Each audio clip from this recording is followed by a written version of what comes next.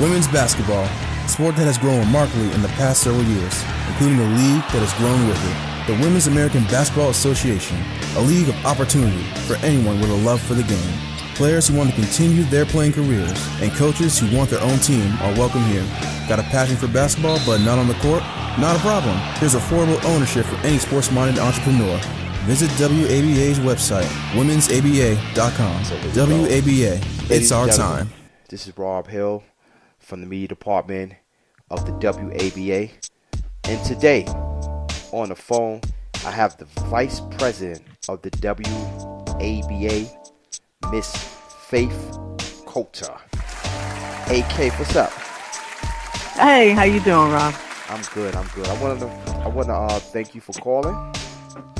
And no problem. Thank you. Okay, and without further ado, let's get right into this.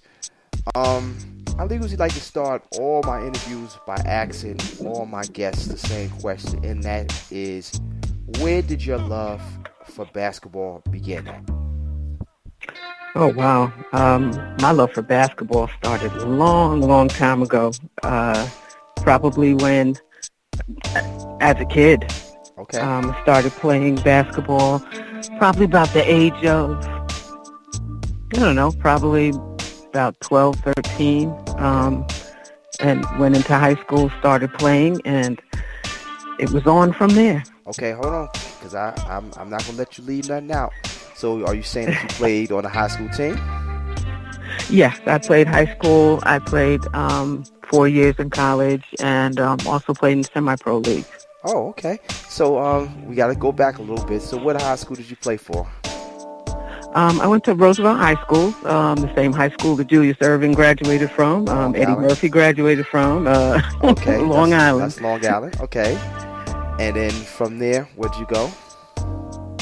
From there, I went to Ithaca College, which is up in Ithaca, New York. Mm-hmm. And you played 4 years there. Okay. Yes. Mm-hmm. And then from there, you went you jumped into semi-pro? Yeah, from there we started playing. They had, because back then, you didn't have the leagues. They had, tried to start one or two women's pro leagues back then, which was, one of them was the ABL, and that league actually folded the year I graduated from college. So from there, it was just, started playing in a lot of leagues in the city. In New York, played in the Rucker League, West 4th League, which is a huge league that still runs in New York now, and different Pro-Am leagues that were in the city. We traveled D.C., Philadelphia. Wow, did a lot of traveling to play back then. Okay, so let's jump right into the WABA. Mm-hmm. Where, when, and where was this whole idea created? Well, I guess that the idea was created from the need. There was a need for, women who, now that we do have the, Wnba, which has been around for 22 years, but when you come down to WNBA, there's only, I think, 13 teams, and there's the roster size, I think 13 players per team.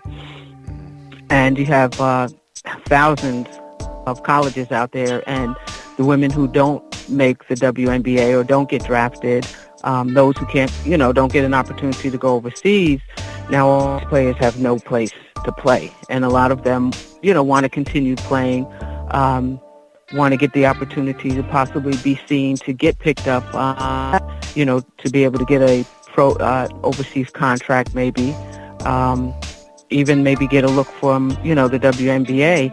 So that there really wasn't a lot of opportunity for ladies who are recent college graduates or may have been out of college for a year or two to have an opportunity to continue to play competitively. So this idea has been, I guess, kind of out there for a while, and just last year kind of were given the opportunity. The ABA gave contacted Marsha Blunt, who is the CEO and president of the league. She also has a men's ABA team, and the ABA, wanted to give her an opportunity to start a women's ABA league. So that's pretty much where it came from. It's again, our motto is we're a league of opportunity. So it fostered from giving women the opportunity to continue playing. Okay, so with that said, after the ABA contacted Marsha Blunt, who's the CEO of the WABA, and Marsha contacted you and asked you, did you want to get on board? How did that go? Yeah, Marsha and I have been friends for, probably about 30 years. So she did, contact me and, said she had been presented with the opportunity, and if, I wanted to get on board and, let's try to do this. So I definitely was definitely game. Okay, so I want to stop right there. What was your mindset? Because now you don't been through the whole drama, you don't seen this before. So what was your mindset? Was it excitement or what? What was your mindset? Definitely excitement to be able to help create an opportunity for women to continue their playing careers.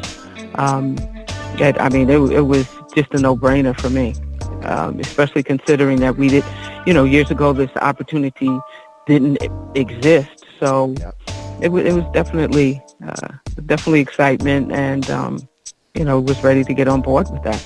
Okay, so let's get into season 1. So what was your take on season 1 of the WNBA? Season 1, our biggest goal was that we wanted to play the games. There had been, a couple of instances or opportunities before. Others had tried to start a league within the ABA, I think, for women, and just couldn't really get it off the ground. So our mindset beginning last season was to make sure that we played our games. Because that's a lot of people's hesitation with putting a team in a league is the league, are they going to play the games? Is the league really going to, move forward? So that was our mindset, and, really what we wanted to try to do last season. And we did. We started off with 8 teams. One of the teams couldn't continue. He had to pull his organization before the start of the season. So we started with 7 teams, and we played the games. We got all our games in, and, we had a first-round playoff between the 2 top 4 teams, and then we had a championship game, which was October 14th. And October 14th, we were able to crown a champion. The New Jersey Expressions won the championship last year. So it was great. It was a lot of excitement, and we were just really relieved to be able to get that first season. You got to get that first season out the way, get that first season under your belt. So, we were really excited about that. That's right. So let's talk about the players for a minute. As someone who's been around the game of basketball practically all your life, how competitive is the WABA? It's very competitive.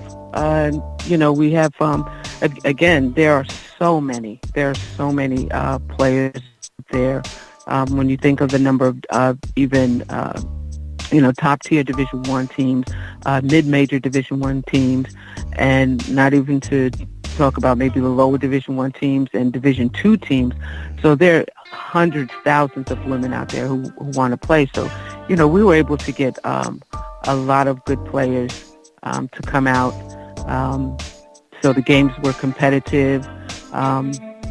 We even got an opportunity we're able to provide, I should say, an opportunity to have 7 players from our league to get overseas contracts last season. Okay, so the 7 players, right, that went overseas. Yeah. Have you got any word whether any of them will be returning for season 2? As far as I know, I know of 1 or 2 that are coming back. I'm not sure exactly. Well, we have some returning players. Exactly who. We have some returning players. But we'll have returning players. That's the point I made. So let's step into season 2 of the WABA. How many teams decided on for this year? This year we've actually doubled so far. So we have 14 teams. Okay. As of now. Our registration deadline is open until April 30th. So, until then, we're still holding out hope that maybe we get a few more teams in. So right now we have doubled. I apologize for cutting you off. So how, if I was an owner or perspective and I was interested in getting a franchise, how would I register? What do I do? Well, you would go to WABA.com or Women'sABA.com and go on the website, and there's a link on the website for if you're interested in putting a team in the league. Go down there to the link, and there is a registration form to fill out, and you send that in, and then we go from there. Okay. We look at what market you're interested in, because we don't want to oversaturate certain markets, and look and see what market you're interested in, and get you on board. Okay. So what qualities is the league looking for when we bring in a new player? What qualities in terms of ownership? I didn't mean say player, I mean team owner. Okay. In terms of ownership? Yeah. What qualities are we looking for? Well, basically, we're looking for definitely someone who has the love of the game, but who also has the interest in furthering women's opportunities. There's tons of opportunities out there for men to continue their playing careers. So we want somebody who's, really interested in providing these women with an opportunity to continue playing, competitively, and to give them possibly an opportunity to, maybe get seen by an overseas team, and possibly get picked up. But if not that, just the opportunity to continue to play. We're looking for, it depends on, where the market is, because we are still starting. So it would definitely be looking to see whether you fit in one of the existing markets, that areas where we have other established teams too, because we want you to be able to not have to do a whole lot of traveling to play. Okay, makes sense. So, and they definitely have to. They would have to have a venue in which to play in. Okay. Because you're going to have to play your home games, and the ability to be able to travel some distance. Could be 4 to 6 hours away. So. Okay. And let me touch on this from my observation. One of the things that I've noticed about the WABA is, as a league, it offers a lot of support for the franchise owners. Like, this is the only league that I've personally seen who, if an owner has a tryout, that the league will post that this team has a tryout. So from sitting back, it looks like they offer a lot of support to the owners. Can you speak on that? Yes, we're trying to, provide as much support for these teams as we can. If the teams are having tryouts, we want to post it, because social media, we all know now social media is a huge engine. Everybody's on it, from Instagram to Facebook to, so many different ones. I'm still a social media novice myself, but there's just so many eyes out there, and a lot of these young players, that's where they're looking for information from, is the social media. So we will, if a team, provides us with information regarding their tryouts that they're having, or any events that they're having, we will try to post those things and repost them and put that information out there for, anybody who's possibly looking on our website or maybe living in the area where this team is having a tryout, and they're like, oh, hey, there's a tryout there. So, we try to provide as much help to the teams as we can. Wow, that's good. And with that said, I'm sorry, I just lost train of thought. That's okay. With that said, that you'll provide all the help, what is the goals for season 2? Well, the goals for season 2 is to be better than we were in season 1. And I think we're getting there. The fact of that we have doubled in size is definitely a huge plus for us, which means that people are looking and they are seeing, the value and the opportunities there for women to continue. So, that's one of the goals was to increase the size of the league, which we have, and just to continue to provide these opportunities for these ladies and, keep expanding and hope to get sponsorship, not only league-wise, but even to, help maybe some of the teams get some sponsorships or, as much opportunities as we can provide. So. Okay. And have the front office discussed the possibilities of having an All-Star game? Yes, that was one of the things we wanted to try to do last season, but because it was the first season, it was probably just a tad bit too ambitious for the first season. So this year we are hoping to have an all-star game.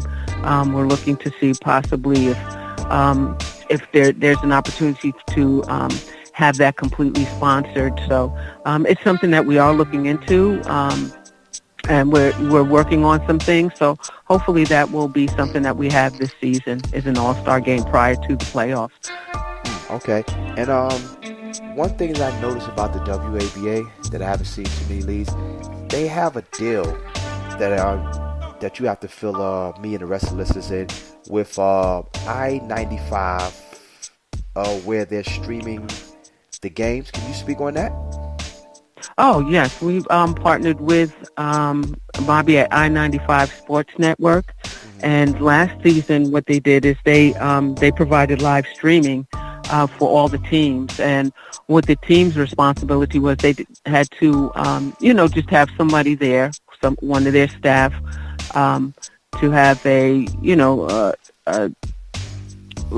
iPad, something to videotape the games.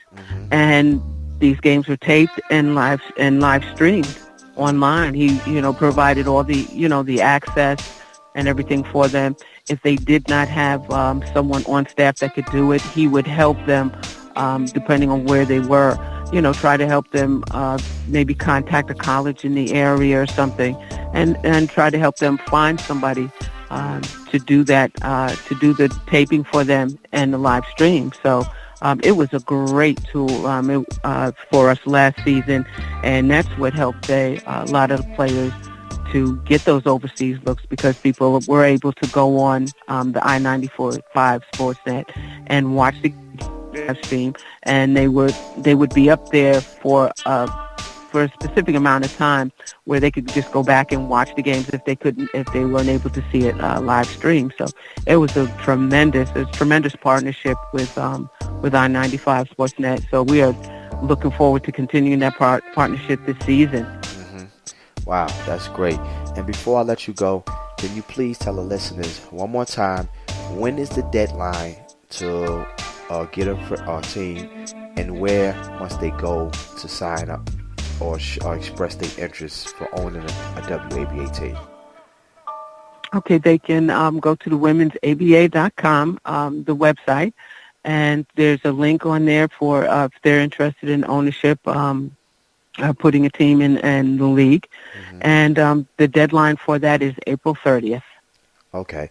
Faith, I want to thank you very much for your time, and thank you very much for calling. Thank you, Rob. All right. I appreciate you. All right.